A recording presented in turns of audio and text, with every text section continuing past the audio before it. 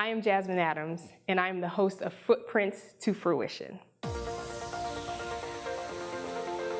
This is an interview series that talks to some of Atlanta's most successful people about their challenges and triumphs and how they are striving to get to the next level.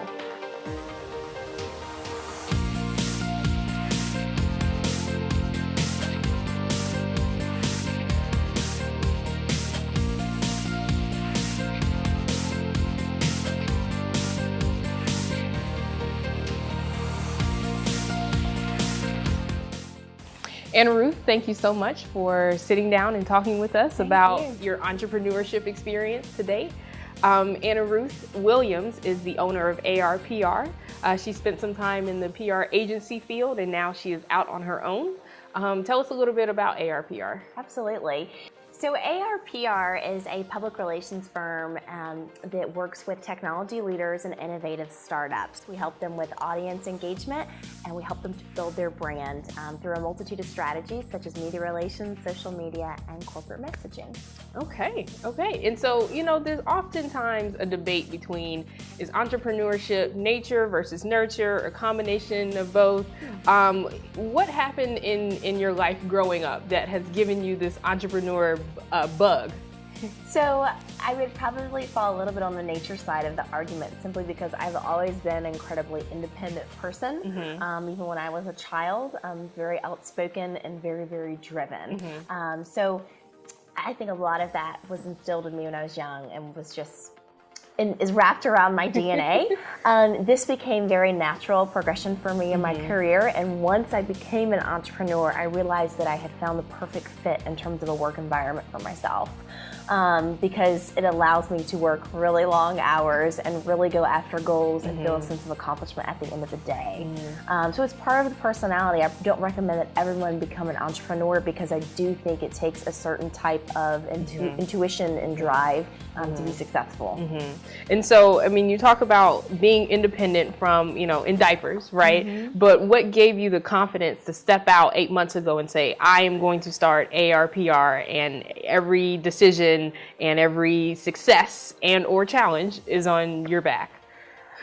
So I always knew I would own my own company. Actually, when I was a little girl, I thought I would own a stationery store because I loved paper and writing. And so the adult version of that dream is a PR shop, right? I get to write, and I love paper, and I get to see my clients in print. And so the adult version of my dream kind of happened, but it happened a lot sooner than I expected. I was a part of a company that actually failed, and when that happened, I had very few options, honestly, to be very frank. And the only option that sounded appealing was starting my own company. I didn't like the sound of finding another job and going on search sites. Starting my business actually sounded like the most fun and rewarding opportunity at that time. I was completely unprepared. It happened about 10 years earlier than I thought it probably would happen. But so I always say my company, I didn't found my company, the company found me. Wow. It happened very organically, and I kind of had all the right signs in the universe telling me to do this. And I haven't looked back since. That's an amazing story. Okay, entrepreneurship found you. Yeah. So I guess since you've been in the business, what has been one of the highlights of being an entrepreneur? What's a great success that immediately comes to your mind? Securing, so a lot of my clients have been referrals, right? Everything was referrals in the beginning, which is a tremendous blessing that people thought that highly of me. But recently I got a client that was it was a cold pitch. They did not know me. I did not know that much about them. And so I look at them as incremental victories, right? Like I'm beginning to really, really grow from just referrals and people who know me to I'm actually becoming recognized and gaining authority in the community, and people that don't know me are seeking my services out. I think, that was a really big success when I landed that account. So that was probably the first success. I celebrate everything though, okay? So if I've had a decent week and I've maybe gotten some great leads in, or I've gotten some great things from my clients and some good phone calls or some big successes, on Friday I pop the champagne at 4 because you have to celebrate little successes. And the big ones are even more important, but if you celebrate little ones, it gives you more motivation and momentum to keep going. Wow. Because there are tough days, but I celebrate the little things just as much as the big wins. I love that. Yeah. I love that. Celebrate the little things as much as the big ones. I love that. Absolutely. So within that first success that you just mentioned, how long from starting your company did that come to you? That was in my 7th month of business. I'm in my 8th now. So, I got my first pretty large contract within 4 days of officially starting the company. Oh, okay. So I had a lot of momentum going into that, but really the growth curve, we call it the hockey stick in the world of entrepreneurship, it just really has taken off. In the second half of my first full year of business, I really feel like I'm on the right trajectory and the momentum has really built. And I will have a profitable first year of business, which a lot of companies don't. And I was anticipating that. And my advice to every entrepreneur would be to be very, very conservative and don't expect to be profitable right away. And conserve all your resources and don't spend wildly. Because I did that, I estimated very conservatively, and so I am much more elated about the success because it was unexpected. I didn't place those expectations on myself. So it sounds like you had a really good baseline for expectations. How did you establish those? I mean, what kind of, business advisors or consultants or mentors did you have around you going into this entrepreneurship process? I took everything I learned academically. I took everything I learned in my past job experiences. And I took a lot of intuition, right? And I put together, I'll never forget, kind of when I knew this company I had joined was failing, I literally woke up when I knew I was going to start the business, and so I woke up on a Saturday morning, I put together a 90-day budget, a business pipeline, and like a marketing deck about what I was going to do as my company.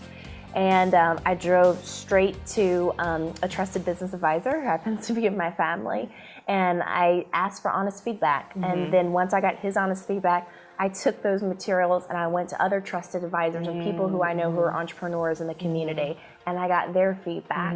And that was very, very helpful. And some of the feedback I got was negative, right? And some was very, very positive.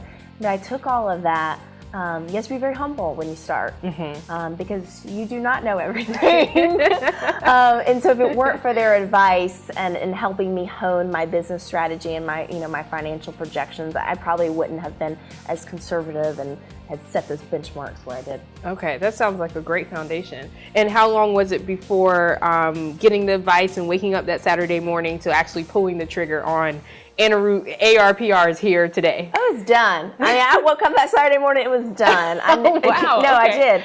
I put everything together, and from there I just needed advice. I needed the capital, and I didn't turn back. There's no turning back when you jump off a cliff, right? You're going down, okay? It's up to you. You're going to land on your feet or your head. So I was determined to land on my feet. And so I took off. I never looked back. And like I said, within 4 days, I had my first nice contract. Wow, that's amazing. Yeah. I want to stop and say congratulations. Thank you. That's awesome.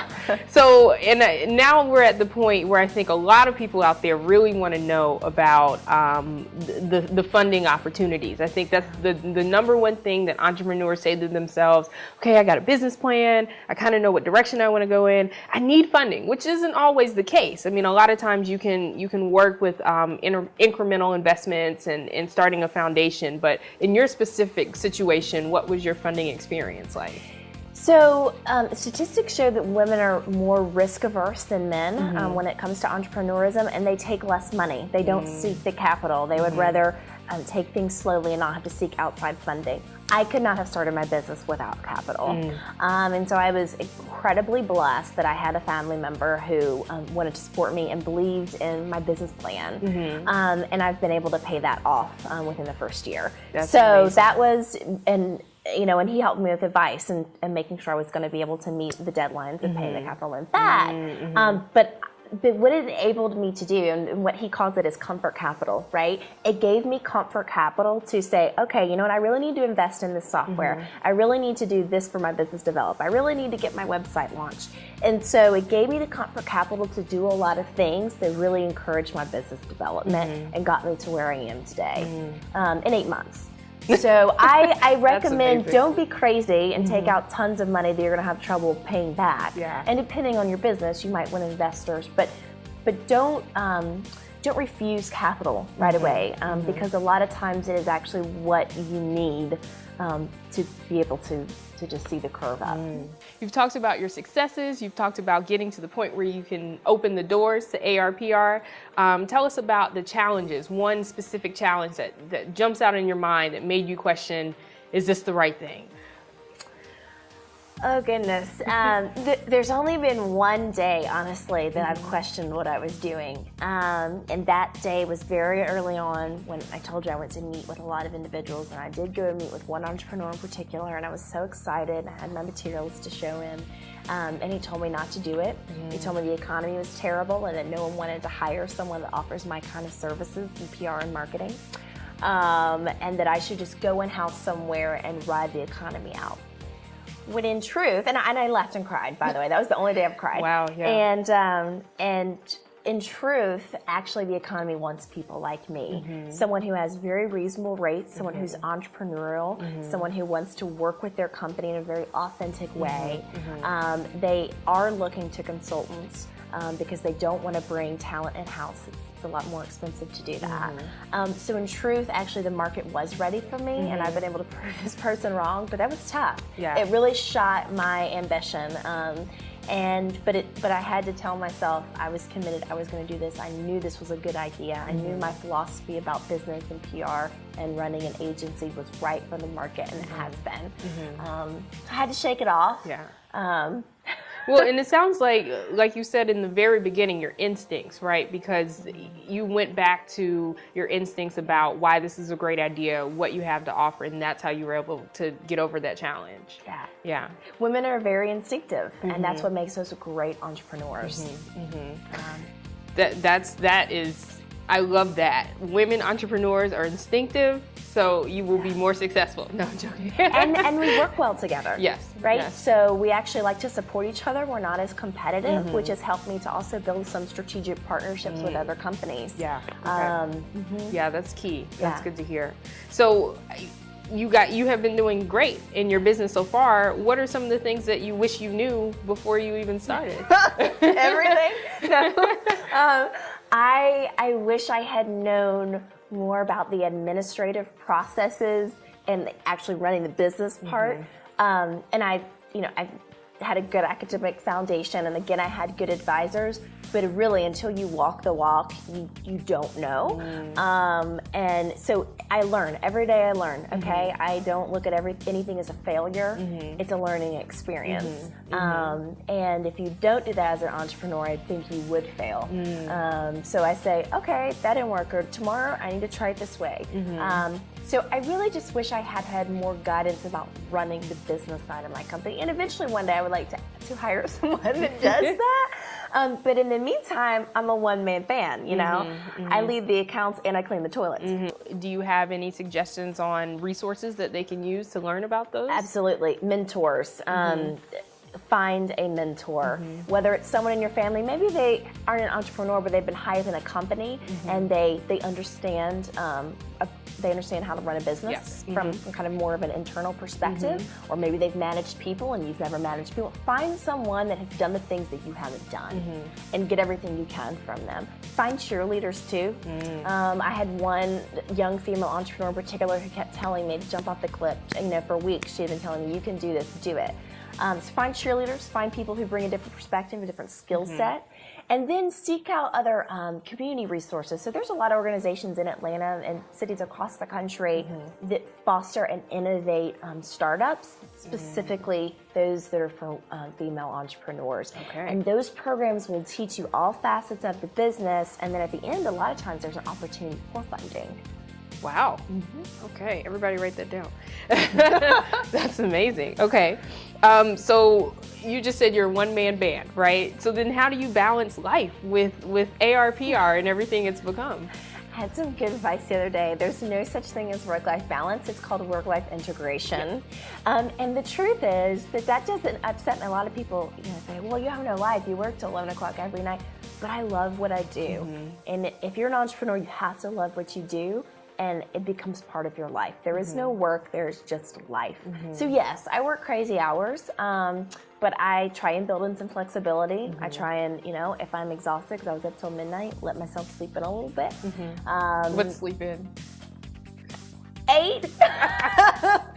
That's not sleeping in my book. No, I'm joking. So, I do things that make me happy. I still make sure I build in some social outings every week. I still have nonprofit involvement that kind of can take my mind to another place in the community, which is really good to try and have a holistic approach to what I'm doing in the business side. But you work really hard, but there's always a goal of that work. And for me, the goal is to, within the 3rd or 4th quarter of this year, hire my first employee, which will begin to alleviate the workload a little bit. But in the meantime, you do what you have to do because you know the end goal, right? So I don't look at it, I know the end goal and I'm just getting there. But I don't begrudge that. I'm happy to do it because I love what I do.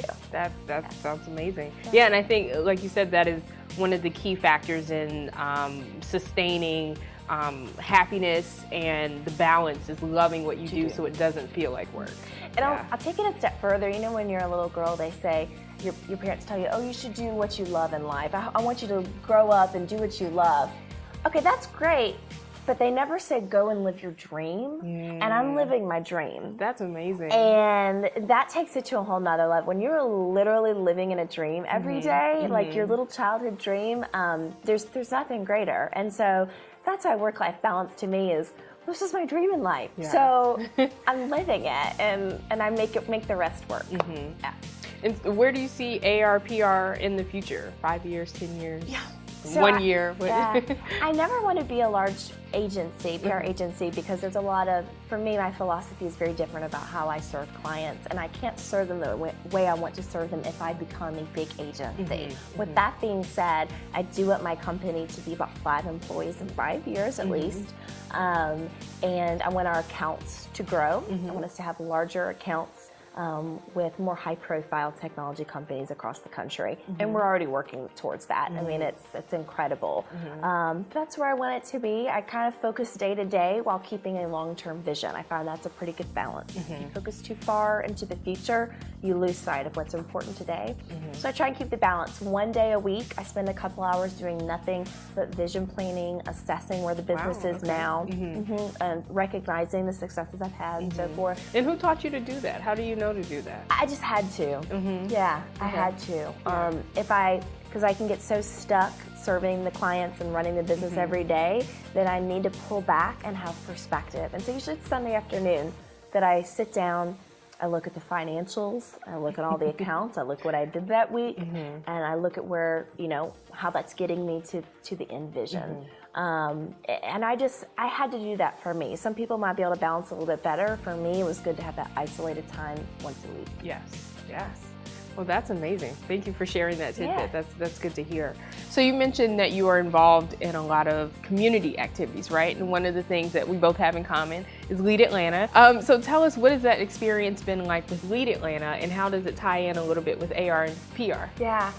Probably the biggest way that it ties into the business is that I really had never had much exposure to other young entrepreneurs my age, and our class has several in there. And it's been great to, how's business? Okay, to be able to talk and to have just a sense of community among other young entrepreneurs who not only are focused on their business, but who also care about the community at large. And at the end result, they do want their business to be able to give back to the community, whether that's financially or, from my perspective, I support the technology community in town. I recently donated quite a few hours to a startup event which showcased our tech startup in town.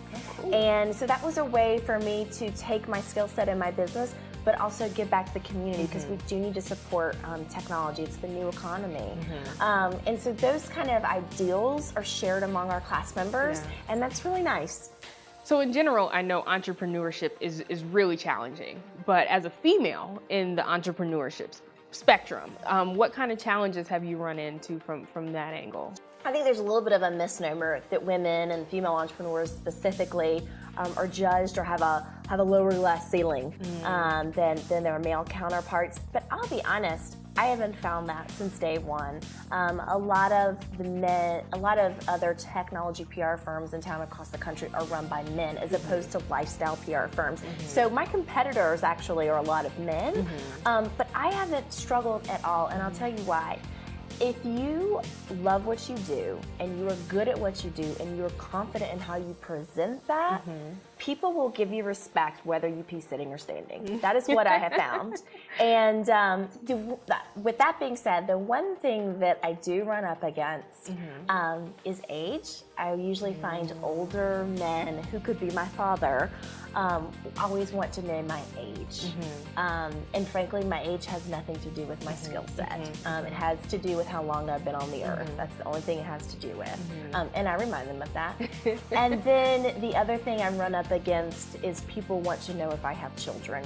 They want to know my personal life status. And I think it is because how committed am I to the business?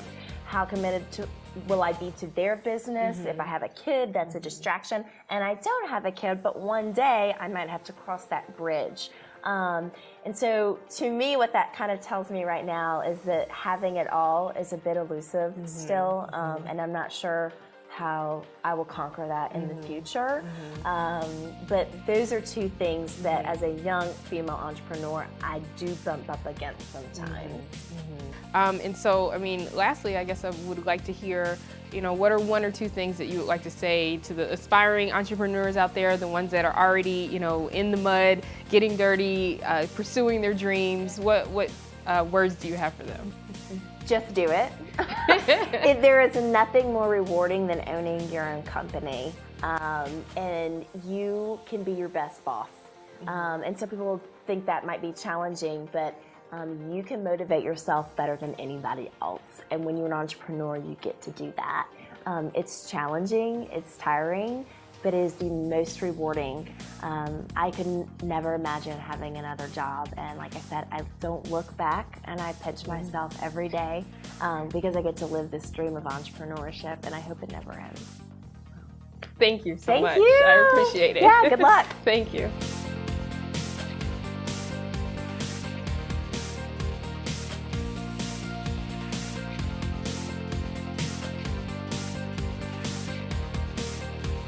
Special thanks to the Millennium Gate Museum, Lead Atlanta, Anna Ruth Williams,